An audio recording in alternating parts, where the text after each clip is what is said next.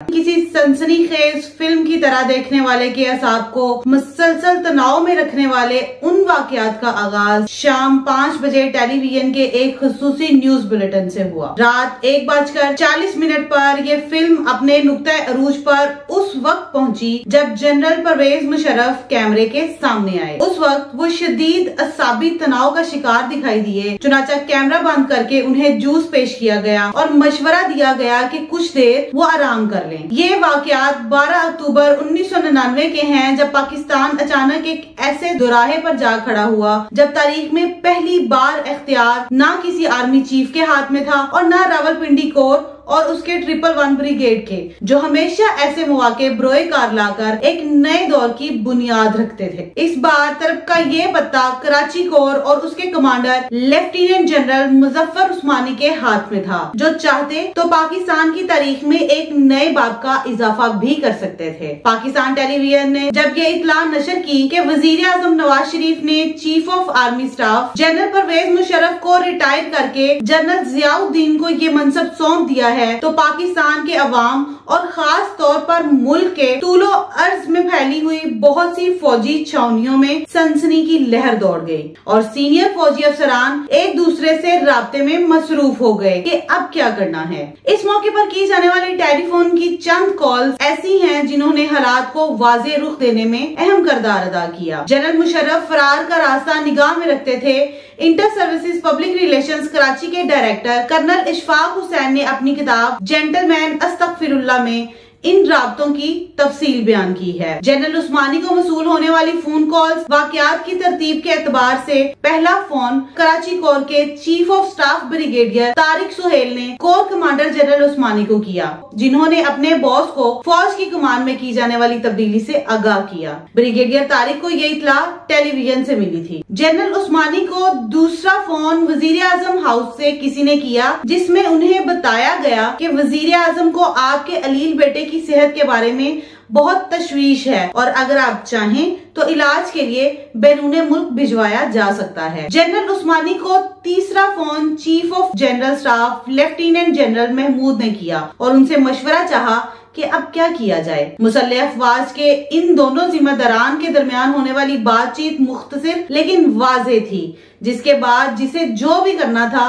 उसके जहन में कोई इब्हाम बाकी ना रहा। इस फोन कॉल के दौरान जनरल उस्मानी ने जनरल महमूद से सवाल किया, क्या ऐसी सूरत हाल के बारे में जनरल मुशर्रफ ने कुछ हदायत दी थी? तो जनरल महमूद ने जवाब दिया, जी। जनरल उस्मानी ने कहा, बस तो फिर इन हदायत पर अमल किया जाए। जनरल उस्मानी और जनरल महमूद के दरमियान होने वाले इस मुकालमे से इस तासुर की नफी होती है कि फौज इक्तदार संभालने के लिए तैयार न थी। इस सिलसिले में जनरल मुशर्रफ के कई बयानात भी रिकॉर्ड पर मौजूद हैं। अपनी किताब सबसे पहले पाकिस्तान में भी उन्होंने कुछ इस किस्म की बात की है, लेकिन इस किताब में उन्होंने ये भी लिखा है कि जनरल अजीज जानते थे कि उन्हें क्या करना है। जनरल शाहिद अजीज को क्या करना था, इसकी तफसीलात उन्होंने अपनी किताब ये खामोशी कहाँ तक में बयान की हैं और लिखा है कि नहायत इख्तियार और पूरा मंसूबा तैयार कर लिया गया था, जिसकी तफसीलात काबिल एतमाद जर्नलों के लैपटॉप में भी मौजूद थी।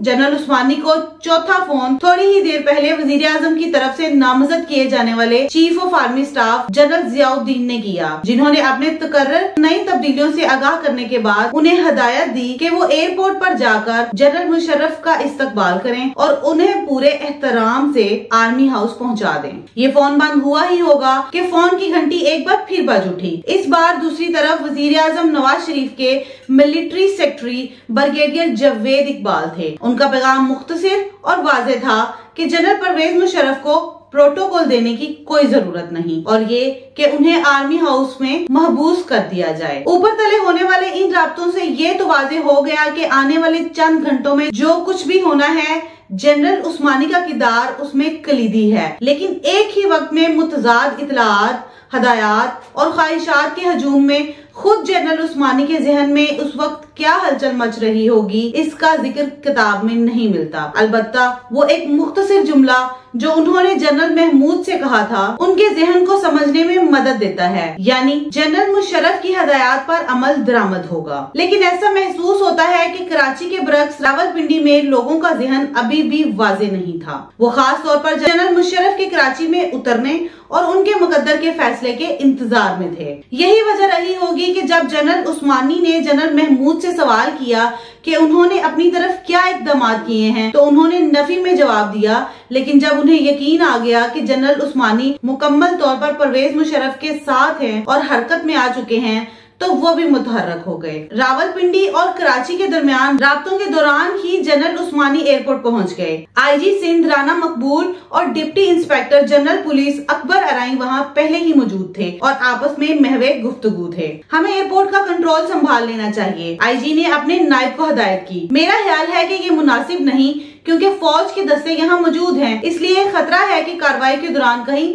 तसादुम न हो जाए। डीआईजी ने मशवरा दिया। जनरल उस्मानी के कान में जैसे ही ये मुकालमा पड़ा, वो खामोशी से वहां से हट गए। इसका मकसद शायद ये था कि पुलिस के आला हुकाम इसी तासुर में रहें कि फौज की भारी तादाद यहाँ मौजूद है, हालांकि हकीकत इसके बरक्स थी। इसी दौरान उन्होंने general officer commanding major general Iftikhar से फोन पर राब्ता करके उन्हें दस्तों समेत एयरपोर्ट पर जल्द पहुंचने की हिदायत की। जनरल उस्मानी जनरल इफ्तिखार से बात करके फौरी तौर पर एयर ट्रैफिक कंट्रोल पहुंच गए। इसी दौरान जनरल इफ्तिखार भी वहीं पहुंच गए। Air traffic control Yusuf Abbas ने जनरल इफ्तिखार को बताया कि उन्हें हिदायत दी गई है कि जहाज का रुख नवाबशाह की तरफ मोड़ दिया जाए। जनरल इफ्तिखार ने अपना पिस्तौल निकालकर उनकी गर्दन पर रखा और हुक्म दिया कि वो पायलट से उनकी बात करवाएं। जनरल इफ्तिखार के स्टाफ अफसर ने जनरल उस्मानी को नवाबशाह वाली इतला फराहम की, तो उन्होंने नवाबशाह राब्ता करके मुतल्लिका यूनिट को वहां पहुंचने की हिदायत की। लेकिन वहां मुतय्यन फौजी दस्तों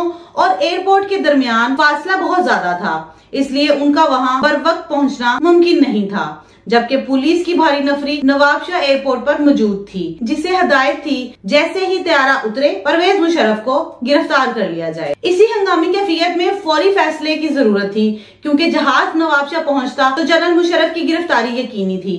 लिहाजा उन्होंने तैयारे का रुख कराची की तरफ मोड़ने की हिदायत की। इस दौरान में उन्होंने जनरल मुशर्रफ को कॉकपिट में बुलाकर उन्हें भी सूरत हाल से आगाह कर दिया और उन्हें तसल्ली दिलाई कि हालात कंट्रोल में हैं। जनरल मुशर्रफ और जनरल इफ्तिखार के पुराने घरेलू ताल्लुकात थे, इसलिए उन्होंने जनरल इफ्तिखार से अपने कुत्तों के नाम मालूम करके मजीद तसल्ली कर ली कि उन्हें कहीं धोखा तो नहीं दिया जा रहा। यूं जहाज बहिफाजत कराची में उतर आया। जहाज लैंड हुआ तो ये जनरल मुशर्रफ ही थे जो सबसे पहले बाहर आए। जनरल उस्मानी और 2-3 दीगर मुसल्लह अफसरों ने सल्यूट करके उनका खैर मकदम किया, लेकिन जनरल मुशर्रफ इसके बावजूद पुरइत्माद नहीं थे। कुछ सोचकर उन्होंने जनरल उस्मानी से सवाल किया कि जहाज में उनकी अहलिया भी मौजूद हैं, क्या वो तैयारे से बाहर आ सकती हैं? जनरल उस्मानी का जवाब असबात में था। इसके बाद उन्होंने अपने स्टाफ अफसर मेजर जफर को हिदायत दी कि वो बेगम साहिबा को तैयारे से बाहर ले आएं। इस दौरान वो जनरल मुशर्रफ को लेकर वीआईपी लाउंज पहुंच गए, जहां ताजा दम होने के लिए वो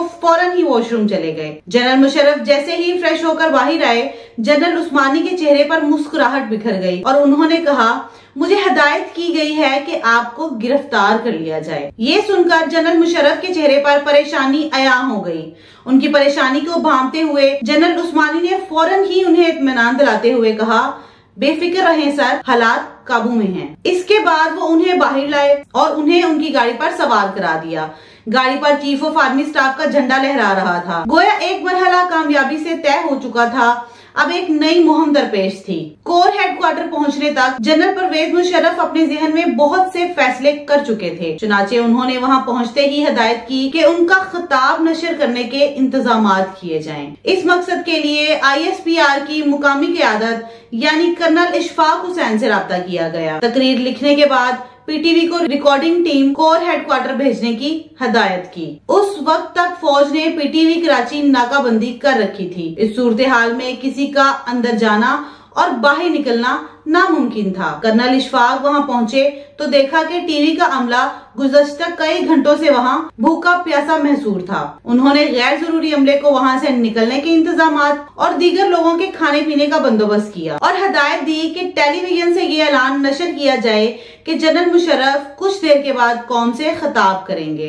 ऐलान नशर होने के बाद ये सवाल आन खड़ा हुआ कि जनरल मुशर्रफ किस हैसियत से कौम से खिताब करेंगे। बहरहाल ऐलान हो गया कि चीफ ऑफ आर्मी स्टाफ कौम से खिताब करेंगे। इस दौरान में तकरीर भी तैयार हो चुकी थी, लेकिन अब सवाल ये दरपेश था कि जनरल साहब किस लिबास में तकरीर रिकॉर्ड कराएंगे। जनरल साहब उस वक्त गैर फौजी लिबास में थे। फैसला हुआ कि वो कमांडो की वर्दी में कौम के सामने आएंगे। चुनाचे किसी कमांडो को तलाश करके उसकी जैकेट ली गई जो जनरल साहब के साइज से काफी बड़ी थी, जिसे क्लिप लगाकर उनके जिस्म के बराबर करने की कोशिश की गई, लेकिन ये कोशिश नाकाम हो गई क्योंकि जैकेट का साइज उनके जिस्म से बहुत ही बड़ा था, जिसका अंदाजा पहली ही निगाह में हो गया।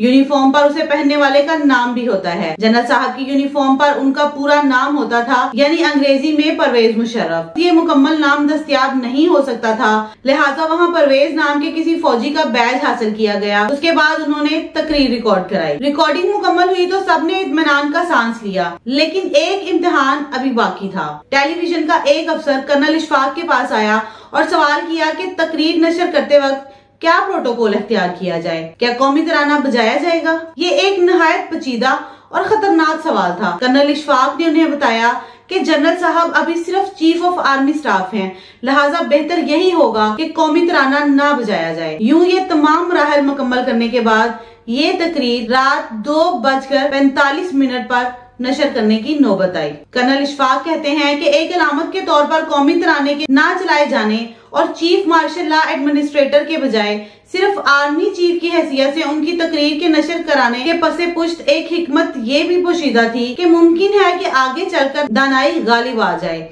और 17 अगस्त के वाक़े में जनरल असलम बेग ने जैसे चेयरमैन सेनेट को सदारत का मनसब संभाल कर मार्शल लॉ का रास्ता रोका था, ऐसी ही कोई सूरत अब भी पैदा हो जाए। लेकिन जनरल मुशर्रफ ने अपनी तकरीर में अपने लिए चीफ एग्जीक्यूटिव के ओहदे का ऐलान करके ये रास्ता बंद कर दिया और यूं कौम एक ऐसे सफर पर एक बार फिर से गामजन हो गई जिसका तजर्बा उससे पहले भी कई बार हो चुका था। अब तक के लिए इतना ही, मिलते हैं एक नई वीडियो में, तब तक के लिए अल्लाह हाफिज।